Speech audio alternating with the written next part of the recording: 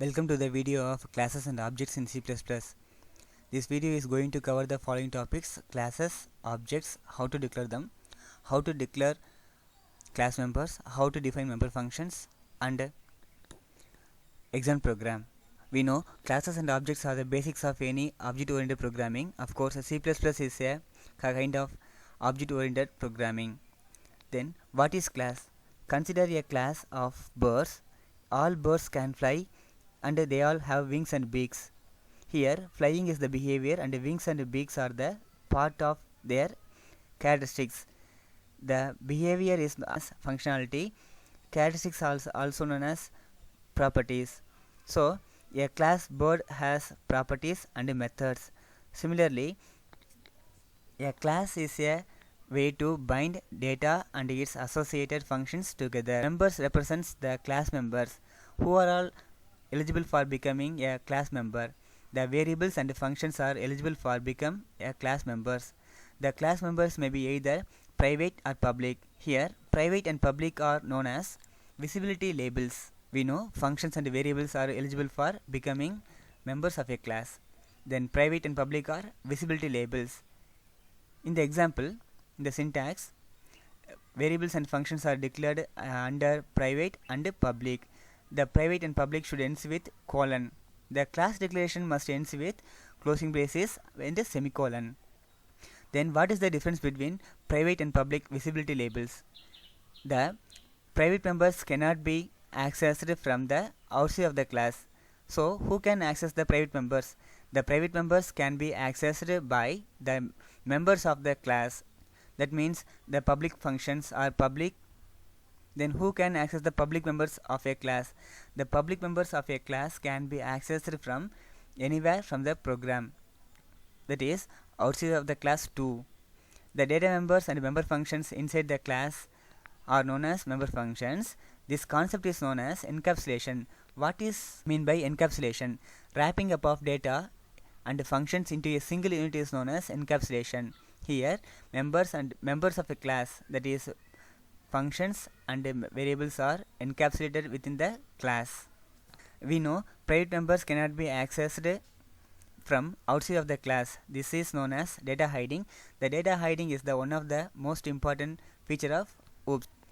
Then creating objects. What are the uses of objects? The object is used to access the class members, that is functions and variables. How to declare objects? There are two ways to declare objects. The first one is under the main function. The second one is immediately after the class declaration. In the left side, the object S is highlighted here. The object S is declared inside the main function. Here S is the object name, student is the class name. In the right side, the S is object is declared immediately after the class declaration, that is class student. Then accessing class members. The class members can be accessed with syntax object name, operator, member name. The operator may be arrow, mark or dot operator. Here we are using the dot operator. Here one restriction is here, that is only public members can be accessed through objects. The private members cannot be accessed through the objects. The private members can be accessed, already we know, through the class members. Then defining member functions. The member function should be declared inside the class but can be defined inside or outside of the class. Here in the example, function name 1 is declared and defined inside the class. The function name 2 is declared inside the class but its definition is outside of the class.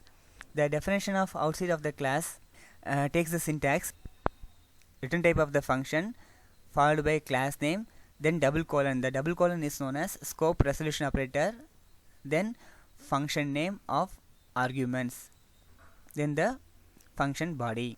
So the outside of the class function definition requires scope resolution operator. Then example program. Here the class name is student. It has two variables, roll number and name. The variable roll number is of type integer. Scope is private. We know the default scope is private. The name variable has the scope public. the get and display of functions. The function display of is declared and defined inside the class, but the function get of is declared inside the class, but it is defined outside of the class. Here the object S is declared immediately after the class declaration. We know outside of the class function definition needs scope resolution operator, so the get of function is defined using scope resolution operator. The void is return type. Void means nothing. Student is the class name, scope resolution operator, then get of function. The get of function is used to get the roll number and name. The entered roll number is stored in the variable name ROLLNO, and the entered name is stored in the variable name. The display of function is used to display the values of the variables roll number and name. Inside the main function, the clear screen, we know it is used to remove the output of the previous program. First, the get of statement is evaluated. It gets the roll number and name. Then display of statement is evaluated. It displays the roll number and name. Then in the next statement, accessing the name variable of the class using the object S. We can access the name variable because we can access the name variable using object because it is in public scope, but we cannot access the roll number variable with the object S as S dot roll number. The S dot roll number is not valid because the roll number variable is in the private scope.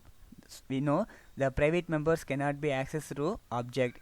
The name is public member. It cannot be accessed through the object S.